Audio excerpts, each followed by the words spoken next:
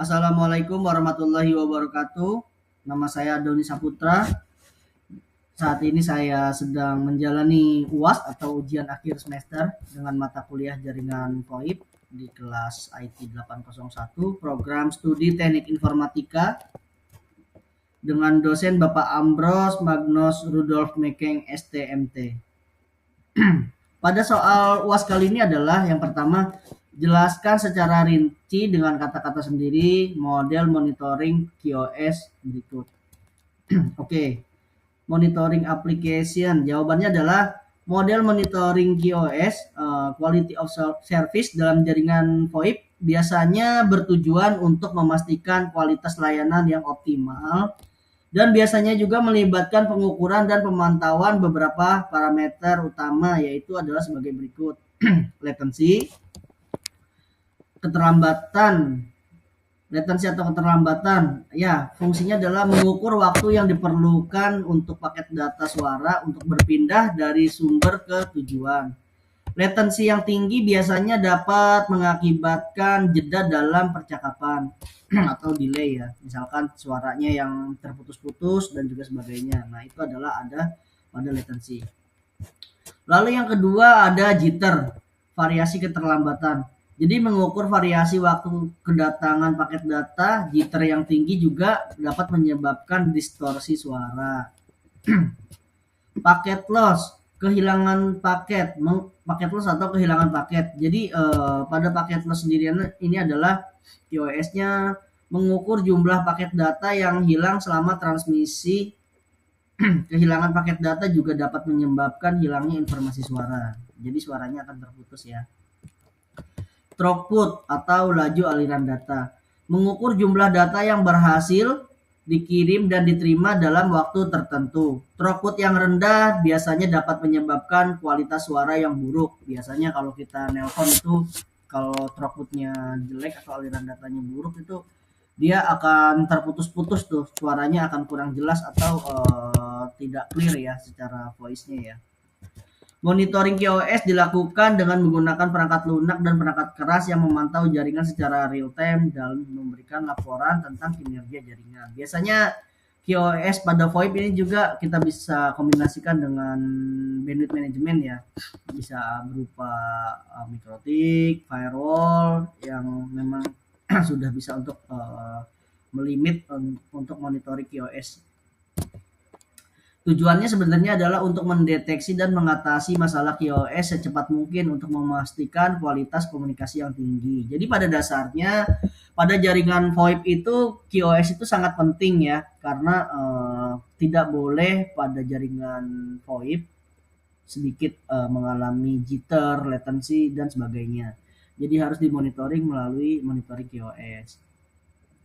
Lalu soal yang kedua adalah jelaskan secara rinci konsep networking antara jaringan VoIP dan jaringan lainnya. Jawabannya adalah interworking adalah jaringan VoIP dan jaringan lain seperti PSTN atau yang biasa disebut public switch telephone network atau jaringan seluler yang melibatkan beberapa komponen dan protokol utama. Biasanya itu yang pertama gateway VoIP.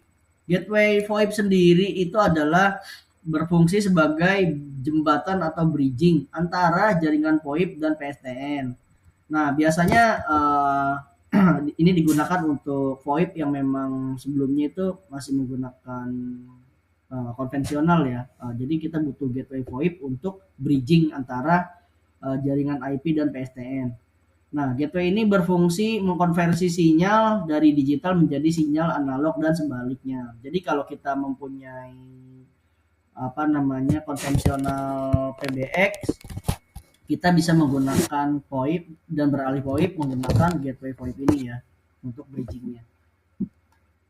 Lalu ada SIP atau Session Initiation Protocol. Nah, protokol yang digunakan untuk menginisiasi, mengelola dan mengakhiri sesi komunikasi VoIP itu ada pada SIP. Lalu ada H.323 standar ITU Minte untuk mengkomunikasikan multimedia yang menyediakan protokol komunikasi suara, video dan juga data. Lalu yang keempat, soft switch, perangkat lunak yang mengelola panggilan VoIP dan berfungsi sebagai penghubung antara jaringan IP dan PSTN. Nah, ini tuh soft switch ini bisa berupa apa software ya, software banyak macamnya ya. Mungkin kalau di Yeeling itu ada Yestar dan sebagainya. Interworking memungkinkan pengguna VoIP untuk berkomunikasi dengan pengguna di jaringan lain dengan mulus. Misalnya, ketika saya melakukan apa namanya panggilan telepon dengan VoIP dan pengguna PSTN, biasanya panggilan tersebut diarahkan dulu melalui gateway VoIP dan dikonversi dari sinyal ke digital ataupun sebaliknya. Jadi memungkinkan panggilan tersebut tersambung ke jaringan PSTN. Nah, itu adalah gunanya dari interworking. Jelaskan mekanisme incoming dan outgoing call antara sistem VoIP dan PSTN pada gambar berikut ini. Nah, bisa kita lihat ya. Di sini ada VoIP server, ada PBX. Nah, jawaban saya adalah pada mekanisme panggilan masuk dan keluar antara sistem VoIP dan PSTN, berikut adalah langkah-langkah yang terjadi. Mekanismenya incoming call atau panggilan masuk dari PSTN. Nah, bisa dilihat panggilan masuk dari PSTN. Nah, dari PSTN. Pengguna PSTN melakukan panggilan ke nomor VoIP. Lalu panggilan diterima oleh gateway PSTN yang dikonversi sinyal analog ke digital. Bisa dilihat ya di sini ya grafiknya ya.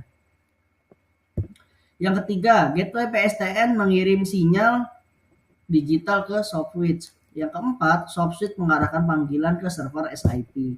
Server SIP menghubungkan panggilan ke pengguna VoIP yang dituju. Nah, ini adalah mekanisme incoming call atau panggilan masuk dari PSTN ke VoIP ya.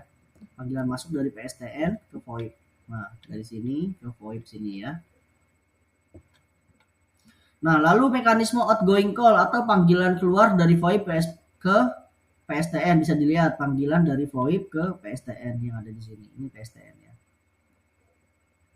Ke jaringan analog. Pengguna VoIP melakukan panggilan ke nomor PSTN, lalu yang kedua server SIP menginisiasi panggilan dan mengirim sinyal ke soft switch.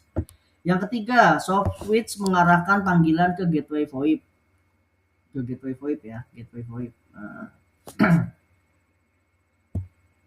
Gateway VoIP sendiri mengkonversi sinyal digital ke analog. Lalu yang kelima, panggilan diteruskan ke jaringan PSTN dan tersambung ke pengguna PSTN yang dituju. Berikut itu adalah soal-soal jawaban dari soal-soal yang diberikan oleh Bapak Ambros Bagnos Rudolf Mekeng STMT. Mungkin itu saja yang bisa saya presentasikan. Atas waktunya terima kasih. Assalamualaikum warahmatullahi wabarakatuh. Selamat siang.